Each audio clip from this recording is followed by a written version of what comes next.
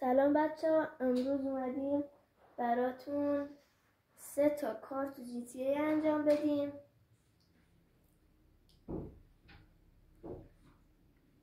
الان فرید باشید بیار بالا.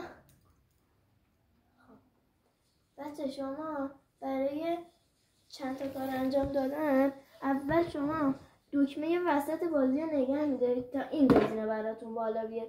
این گزینه بالا اومد شما میرید گزینه آخر، اینو زدید ضربه رو میزنید، بازم ضربه رو میزنید تا این صفحه براتون بالا بیاد.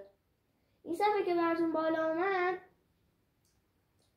شما میرید تو گزینه دوم، بعدش شما میاد به از همین اولی شروع کنید، همه رو عوض کردن، همه رو عوض میکنید تا برسه به آخرین گزینه که میشه گزینه 14.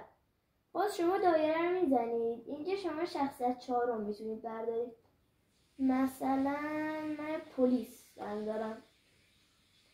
پلیس رو که برداشتید شما الان همه کارت دارید، هم پلیس افتاد دنبالتون، هم هیچ ماشینی توش نیست، هم تیر انفجاری دارید، هم جونتون بی نهایت. الان من 1000 تا از این چیزا اینجا میندازم براتون. اگر توجه کرده باشید شما اینجا جون بی نداشتید اینا بندازین زیر خودتون، اینجوری برید روش دکمه رو بزنید میمیرید. ولی الان شما میمیرید نمیمیرید، اما هر چی به آرپیچی هم بزنید زیر خودتون نمیمیرید. نگید اون ضعیف تره. الان من پرش بلندم راستی دارم. الان هر کاری که دلم بخواد اینجا میتونم انجام بدم. با یه حرکت دیگه هم هست. شما الان یه ماشین رو بتونید نگه دارید، مثال ماشین کامیون.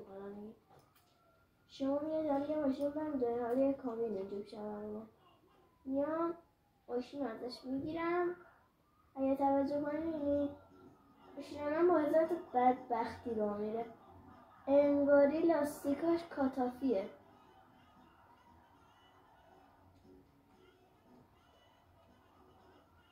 تا ویدیوی دیگر بدرود.